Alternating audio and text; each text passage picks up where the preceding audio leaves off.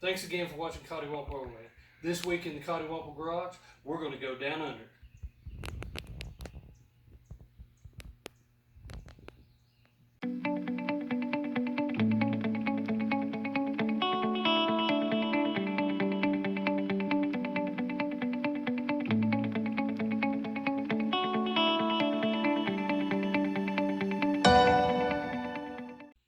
Welcome back to the channel.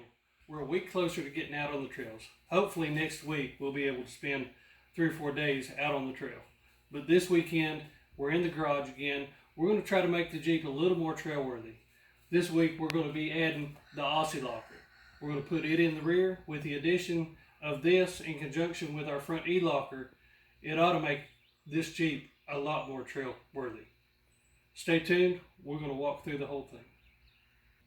The Aussie Locker by Torque Masters is 100% made in the USA. They're very proud of that, and I have to say that I am too. It's a ratcheting type locker that replaces your open differential gears. The first thing we're going to do is we're going to take the caliper off. You don't have to take the caliper loose with the small nuts here. Just go ahead and take the whole bracket and everything off.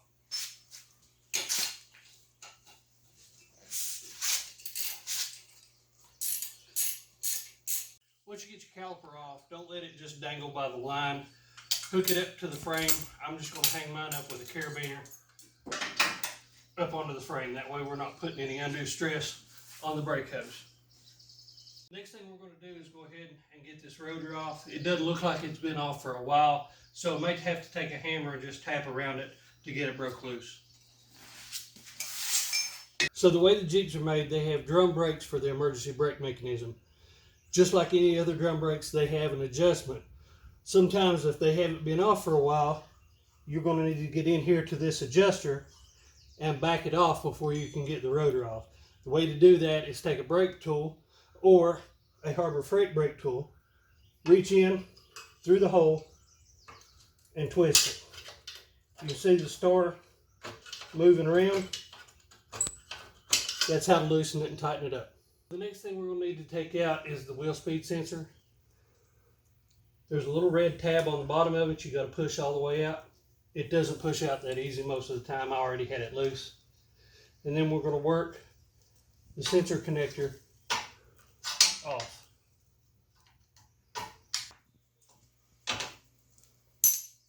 There we go. The next things to come off are the nuts that hold the axle retainer on.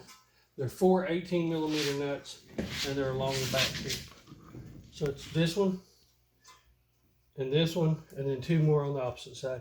The best way to get to them is an 18mm ratchet wrench. So next we've got to pull the axles. We're going to need a slide hammer to do this. This is not an internal C-clip axle, so you've got to use a slide hammer on the outside. Alright, next thing we're going to do is we're going to remove the differential cover.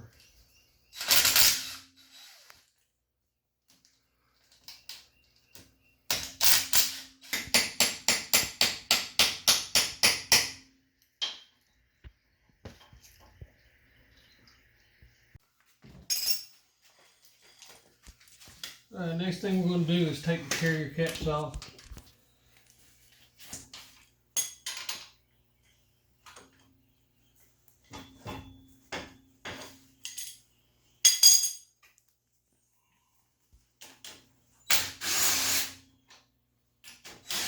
Difference between a thin ring gear and a thick ring gear.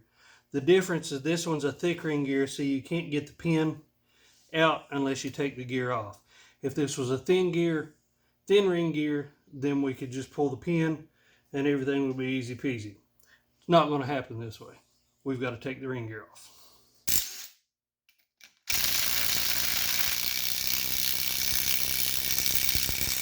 So next what we're going to do is knock this roll pin out.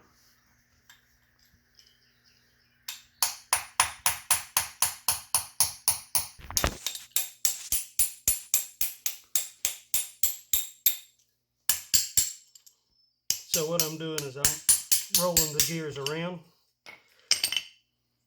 and they just slide out.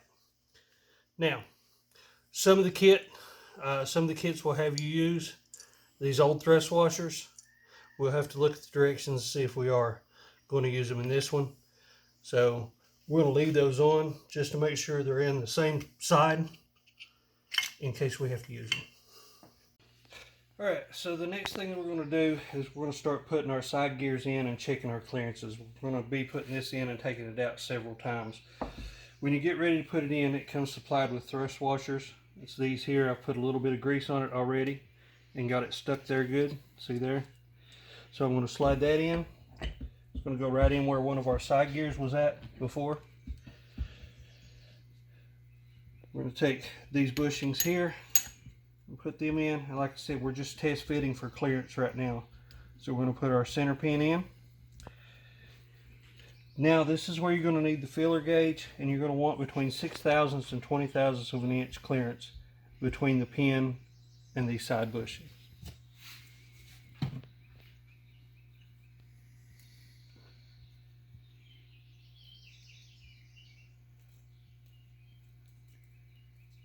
So our minimum is 6. We've got 6. So we meet our minimum.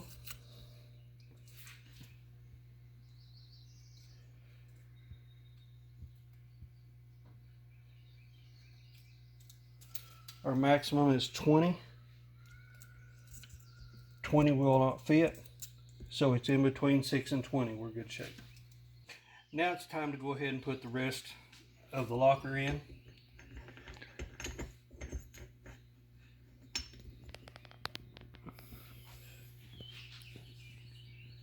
It's going to sit like this.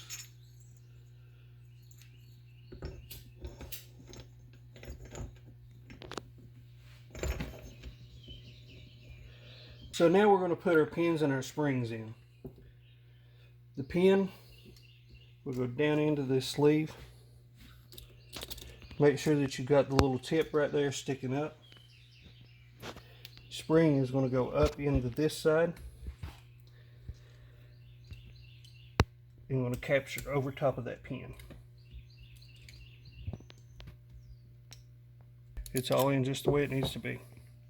So we've got all of our pins and our springs in. Everything's set the way it needs to be. Everything's working. See how it's moving back and forth. The last thing we've got to do, or the next to last thing we've got to do, is we've got to check the clearance right here. We've got to make sure that we have enough. So we're going to use a pair of calipers, and we want this measurement to be 0.145 to 0.17.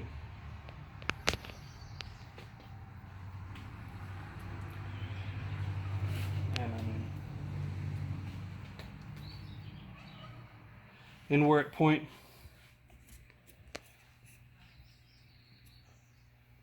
we're 0.16, so we're exactly where we need to be. All right. The next thing we're going to need to do is reinstall our roll pin, and we're ready to go back in the truck. Make sure you clean your surfaces back off before you put your ring gear on.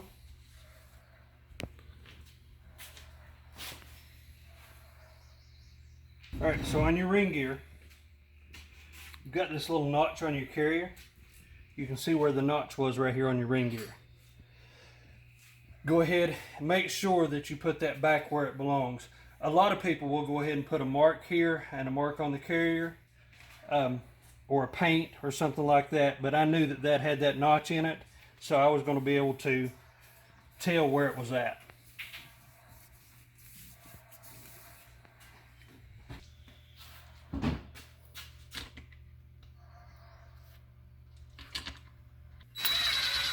Make sure to tighten these up in a crisscross pattern.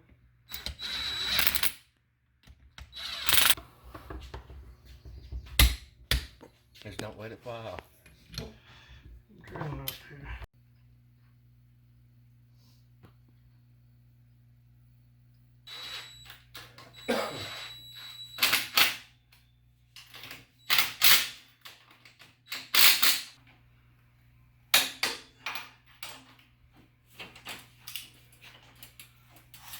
We're ready to go back in with the axles. Be real careful as you put them back in. I Line up the splines.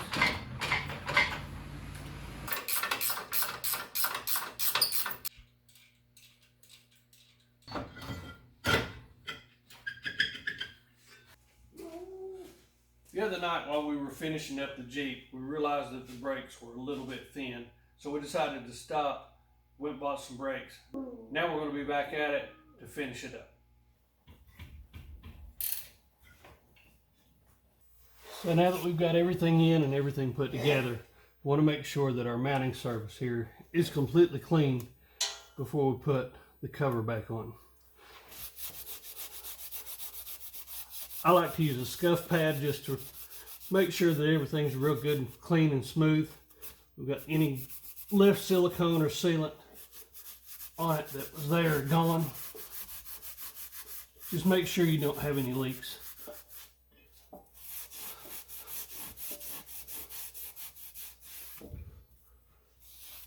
We're going to do the same thing to the cover. Sometimes it takes a little more than a scuff pad to get the glue off.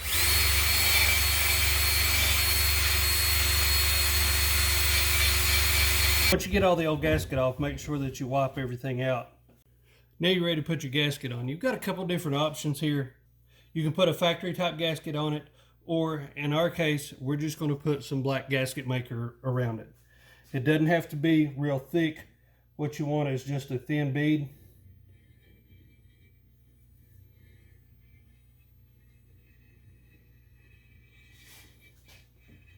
All the way around it. Now we're ready to put our cover on. We want to put it up there and put it into place and not move it around much once you get the bolt started. That way you don't smear your gasket maker everywhere. So once you get 2 bolts in it, you're pretty good. It's not going to go anywhere at that point.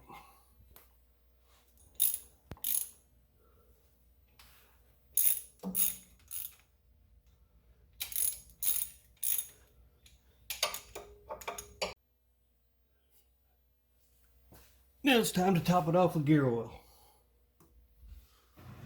After we put the oil in, we're going to perform the spin test. Lock. Lock.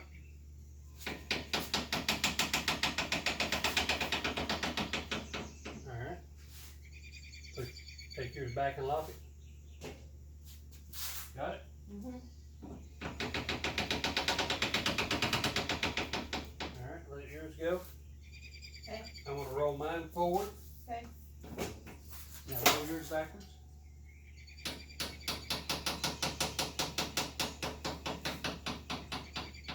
Alright, now I'm going to roll mine backwards and you roll yours forward. Go ahead.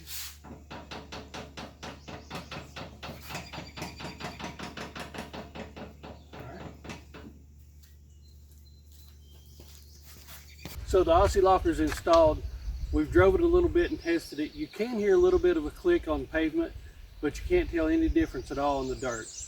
It does have a ratcheting action, and here's what it looks like.